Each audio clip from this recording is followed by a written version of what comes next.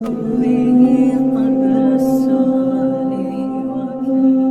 pejgamberi selam, tha aq shumë gjerësia e hapur të një lloj dy dere prej derëve të xhenetit, tha është hapësira 40 vite udhtim.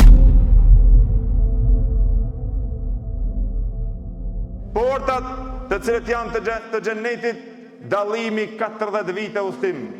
E kitë mirësi o vëllezër, a mundet që ta neglizhon dikush?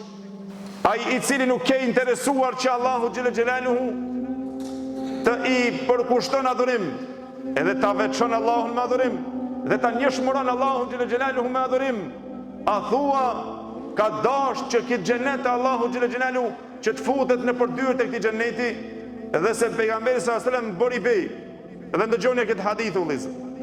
E transmeton Imam Buhari dhe Muslimi ashtu, të cilën tha pejgamberi sallallahu alaihi wasallam, tha pasha atë i cili shpirti im është në dorën e tij.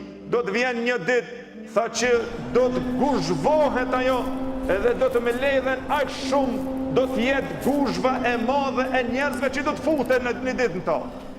Allahu na bëf drejt tyre. Tha pejgamberi sallallahu alaihi wasallam, do të bëhet grumbull e madhe e njerëzve që do të shtyhen por të u futur në xhenetin e Allahut xhelle xhelalu. Derisa e cilësoi o vëllezër, tha sa që kur të shtyhen dhe ato kur të fërkohen mes njëri tjetrit për më u futur në dyert e xhenetit Allahut xhelle xhelaluhu, tha do të i lëvizin dhe kipat e tyre nga shtyrje për të më u futur në xhenetin e Allahut, në dyert e xhenetit Allahut xhelle xhelaluhu, të cilën këto e përshkruan pejgamberi sallallahu alaihi wasallam. Valla thua, do t'jesh ti dhe unë nga këta të cilët do të shtyhemi një ditë që të futemi në xhenetin e Allahut. A e ke pyetje ndonjëherë vetit me veprat të cilët i kemi, a do të na bjen hise që dhe na të shtyhemi një ditë në dyert e xhenetit që të futemi në xhenetin e Allahut xhelle xhelalu, mëshirën e Allahut xhelle xhelalu, ku Allahu xhelle xhelalu i përgëzoi në surën Al-Infitar, tha innal abrara lafi naim.